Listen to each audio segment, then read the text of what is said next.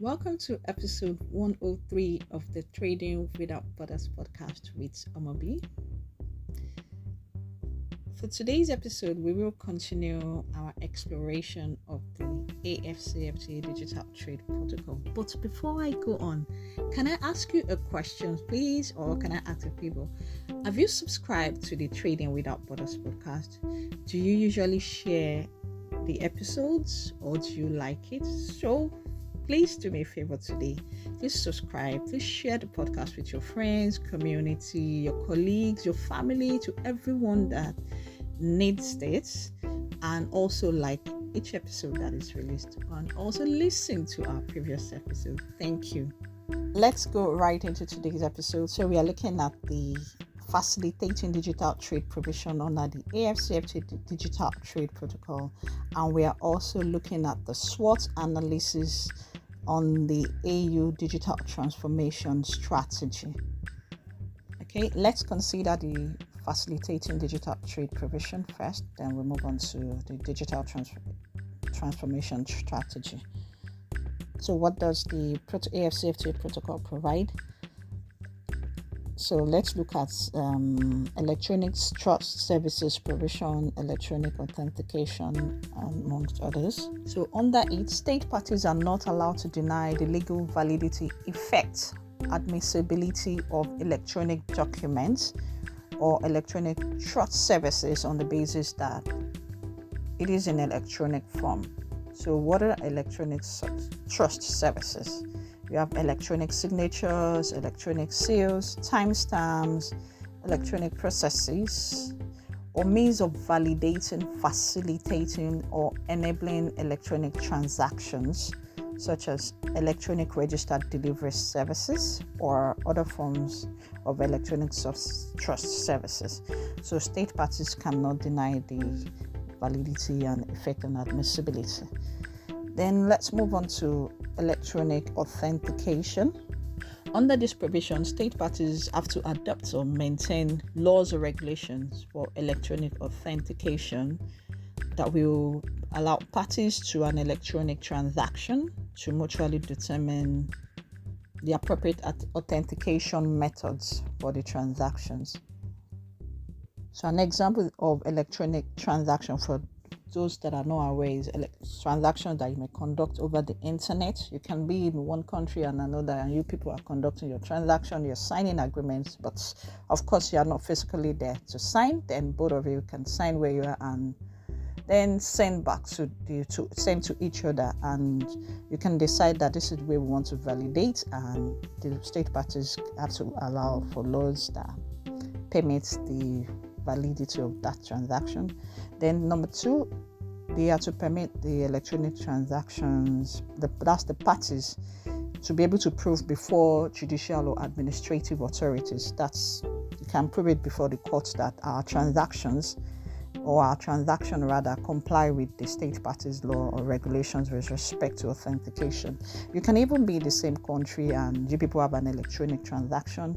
So as long as the way that you want to authenticate it to show that it is valid is within the laws and regulations of that country, then state parties have to have laws that allow that. Under electronic authentication, these parties should not limit the recognition of authentication technology, methods, and implementation models. Let's move on to the next provision, that's paperless trading. State parties have to accept electronic versions of trade administration documents as the legal equivalent of the paper version of such document. So in international trade, let's say the documents that you present at each country's ports or borders, in this instance you can show, state parties have to have provisions that will allow you to show soft copies. You don't need to have paper copies. You can have soft copies on your phone or your computer or your laptop, and that's valid, and that will be valid. Finally, let's look at logistics and last mile delivery.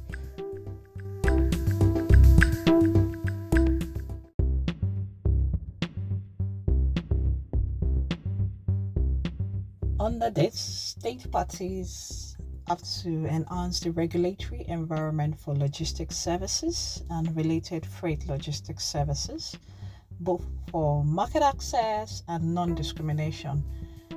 They are also to ensure that their relevant domestic regulations are applied in a reasonable, transparent, and non-discriminatory manner. Number 2, they should also ensure that their licensing procedures in respect of logistics services are streamlined and all license applications are processed in a prompt and non-discriminatory manner. So this is where we wrap it up for the AFCFTA Digital Trade Protocol. Let's move into the digital transformation strategy, the AU Digital Transformation Strategy. We will look at the SWOT analysis that was conducted to assess the internal strengths, weaknesses, as well as the external opportunities and threats of a digital transformation strategy. For the benefit of those that are not aware, SWOT means strengths, weaknesses, opportunities, and threats. So an analysis was conducted on the digital transformation strategy for Africa. So let's take a look at this.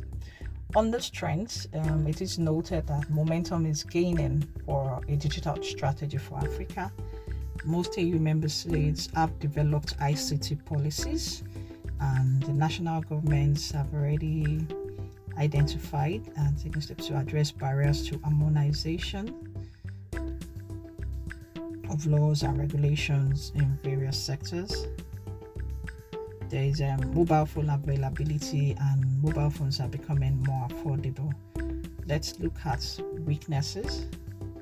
The report notes that there's weak coordination among continental institutions pursuing the digitalization agenda of the continent, and the deficiency must be addressed immediately. Otherwise, the project is already destined to fail even before being implemented.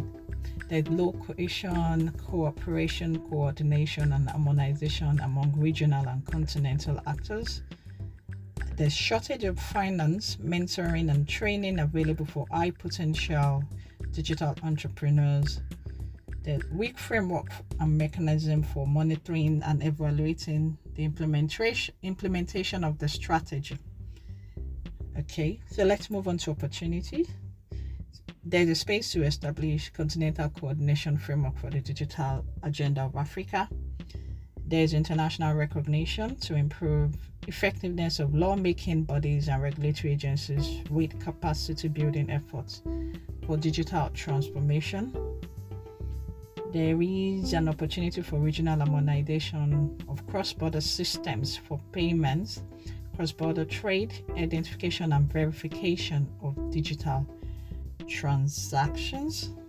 Onboarding the 200 million currently without internet access would result in significant gains in GDP, economic productivity, and gender equality. Finally, let's look at the threats.